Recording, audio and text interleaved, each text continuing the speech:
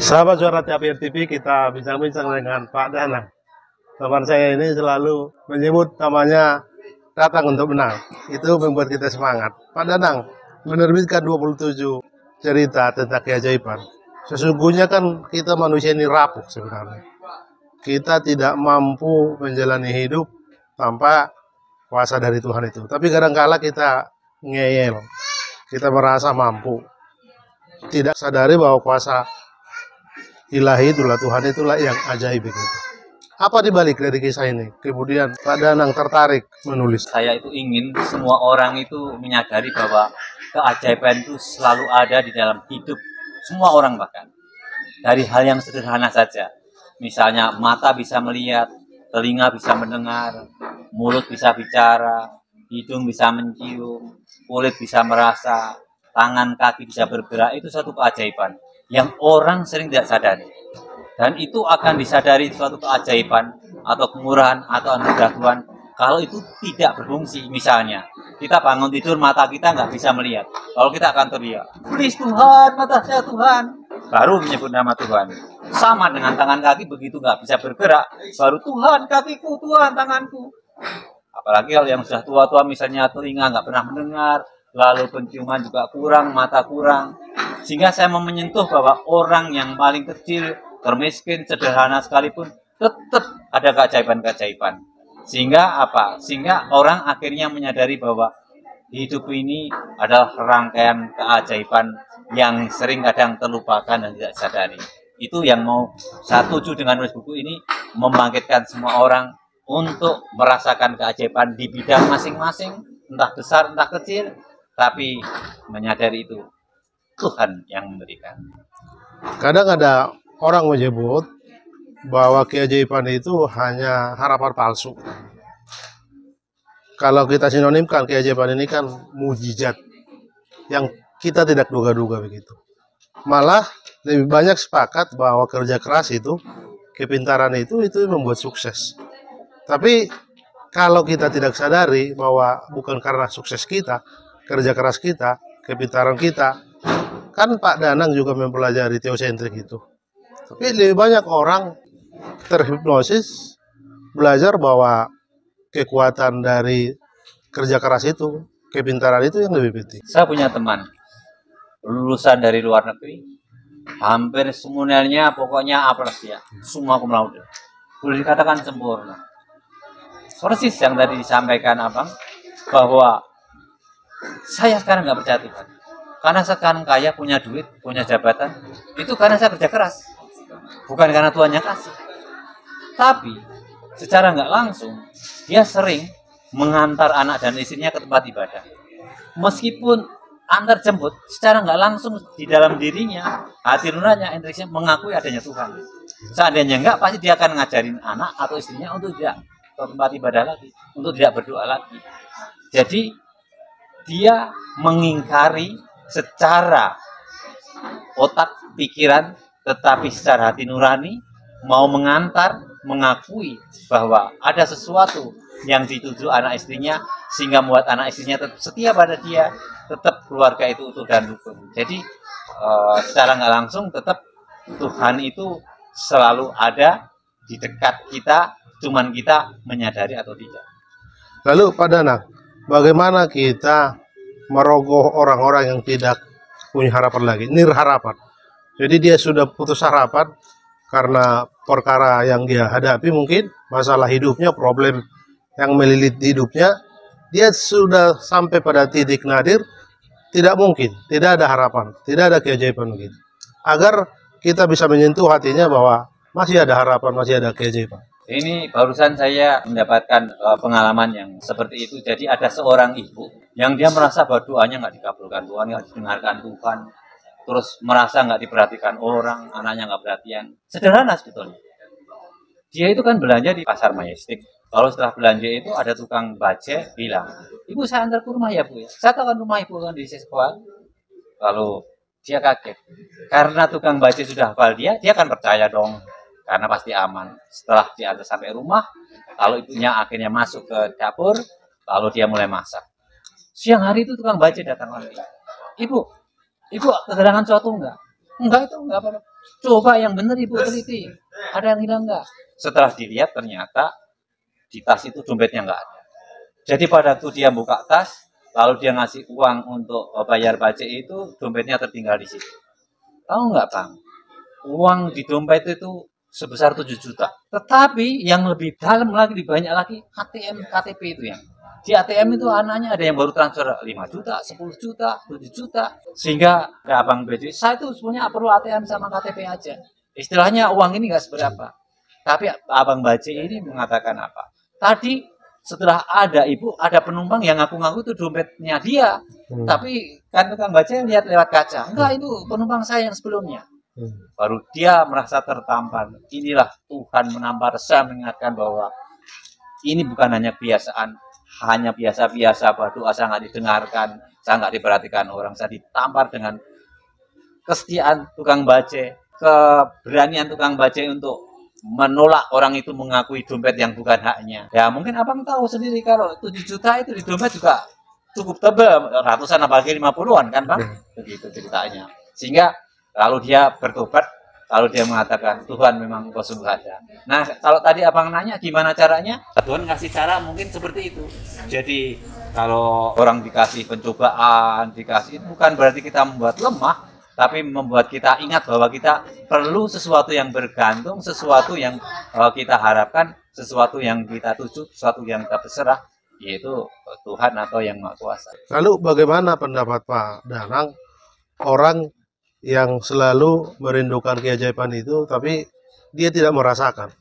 Maksud saya pertanyaannya begini, bagaimana kepekaan rohani kita untuk selalu sadar bahwa Tuhan itu bisa saja dengan cara apapun menegur, mengingatkan kita bahwa Tuhan itu ada begitu. Memang orang harus refleksi, mau membuka hati, membuka diri. Contohnya begitu. Ada seorang punya mobil BM. Begitu melihat ada sebelahnya orang punya mobil Mercy, dia bilang, wah aku akan bahagia kalau aku punya mobil Mercy kayak kamu. Tapi setelah itu ada orang sebelahnya punya mobil hanya boleh katakan kijang. Wah kalau aku punya BMW kayak kamu akan pasti bahagia. Lalu ada orang yang hanya naik motor, melihat yang naik kijang itu. Wah kalau aku punya mobil nggak kepanasan kehujanan. Lalu ada orang naik sepeda. Wah tuh kalau aku punya motor aku nggak capek. Lalu kemudian yang naik sepeda ini diingatkan pada orang jalan kaki. Andaikan aku naik sepeda aku lebih cepat. Tapi orang yang jalan kaki itu akhirnya diingatkan oleh orang yang lumpuh yang naik kursi roda. Wah andaikan aku bisa jalan nggak pakai kursi roda. Akhirnya yang punya kursi roda diingatkan ternyata ada teman yang meninggal. Nah, kalau tadi dilihat kan, akhirnya apakah kita harus menunggu kita meninggal baru akan sadar akan keajaiban Tuhan? Nah, itu sudah terlambat. Jadi sebetulnya kita dengan cara melihat ke atas kita untuk bersyukur, melihat ke bawah juga bersyukur, untuk ke atas kita untuk mencapai cita-cita yang lebih tinggi, tapi jangan melupakan ke bawah. Ke atas kita mohon pada Tuhan, ke bawah kita untuk belajar juga menggaris sama. Sederhana tadi Pak Danang menjelaskan keajaiban itu. Kita membuka mata pun itu kan keajaiban. Ya. Sesederhana itu. Ya. Tapi kadangkala kita hanya menunggu keajaiban yang luar biasa itu. Misalnya ketika orang menghadapi penyakit yang luar biasa parahnya, dia menunggu keajaiban. Padahal ada satu hal yang harus dilakukan juga. Kalau pengalaman-pengalaman orang lain kan justru kita menyadari apa rencana Tuhan di sini. Kadangkala keajaiban itu selalu dianggap pemulihan, penyakit itu sembuh. Barangkali dengan keteladanan, kesabaran dia menghadapi problem itu kan itu juga keajaiban, kesabaran begitu. Apa pendapat Pak Dan? Saya berterima kasih ya, sering menjadi contoh atau role model orang-orang di sekitar. Contoh saya menyapu jalan saja. Tujuan saya sebenarnya menyapu jalan sekitar rumah itu menjadi bersih. Tetapi ada saudara kita yang mau ke tempat ibadah mengatakan, kamu ini bukan nyapu jalan, tapi kamu ini melakukan ibadah. Tetangga yang lain mengatakan, ini yang kamu lakukan ini adalah dicatat di surga sana. Ya, ada mungkin yang menilai yang kurang juga, misalnya, kamu cari muka ya, kamu supaya disenangi orang ya. Tapi saya nggak pernah masalah, kalau saya memang melakukan sesuatu itu ada tujuan memang untuk kebaikan. Ada kan pepatah yang mengatakan bahwa sebaik-baiknya orang adalah yang bermanfaat bagi orang lain. Jadi kalau kita melakukan kebaikan, akhirnya tetangga-tetangga kita menjadi saksi. Misalnya kemarin saya nggak secara sadar tetangga saya ngomong, Pak Danang itu hebat loh, orang-orang di sini menganggap saya hebat. Padahal saya yang selalu kan hanya ramah, senyum, menyapu, dan seterusnya. Sehingga orang dengan melihat ini, lalu apalagi sekarang dengan menulis, banyak orang yang saya bagi buku itu, lalu akhirnya orang itu, buku ini bisa saya pakai untuk motivasi, untuk pakai khotbah, untuk pakai seminar. Nah, itu banyak, ada seorang ketua, ada seorang pendeta, nelpon sama saya. Lalu Abang Janus tadi juga, boleh ya saya sharing, saya bagi-bagikan. Nah, termasuk tadi, aku boleh minta satu, mau saya bagikan pada orang yang penuh semangat. Jadi, dengan berbagi, entah itu ilmu, entah itu buku, entah itu kebaikan, apalagi mungkin sesuatu yang kita punya, materi atau sembako, nah, itu luar biasa. Dan yang akan saya lakukan adalah sekarang ini akan mengadakan perlawatan ke lembaga pemasyarakatan penjara untuk di Salemba yang laki-laki itu tanggal 27 Juni dan untuk yang di wanita Pondok Bambu itu tanggal 2 Juli. Jadi selama hampir seminggu itu. Nah, ini keajaiban juga, Bang. Itu kalau orang 50-60, nah itu perlu dana yaitu paling enggak 900 kalau makan 15.000. Mereka yang akan ngatur. Oke. Saya hanya keliling beberapa orang, sekitar 10-an apa itu. Sudah dapat 2 juta, 2 kali lipat dari yang itu. Artinya apa? Ya saya bersyukur apa yang saya lakukan dilihat orang, itu orang lalu membantu. Yang seperti tadi, sampai ada yang terus karena 2 buku aja, malah secara nggak langsung bantu 36 juta. Okay. Karena itu berarti orang percaya bahwa saya ini melakukan, saya ini tadi Pak Hendra juga menyampaikan, bukan hanya pintar, bukan hanya ngomong, tapi melakukan. Sehingga apa yang saya lakukan di berbagai bidang, itu selalu tersupport. Ya, contoh sederhana nanti tanggal 4-7 Juli, kami mengadakan camping atau kampus sama anak-anak, ada 31 anak. Kami butuh uang sekitar 20 juta.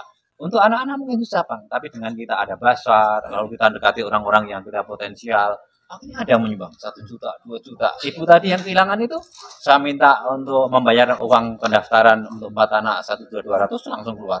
Apalagi begitu dia bantu 1.200, dia aman uang 7 juta, bahkan lebih banyak lagi yang di ATM-nya. Jadi lalu dia percaya bahwa ini rangkaian-rangkaian keajaiban ini memang kalau terus akhirnya disadari karena ditampar seperti itu, oh iya Tuhan itu memang mengatur itu. Oke, sedikit soal buku ini. Ya.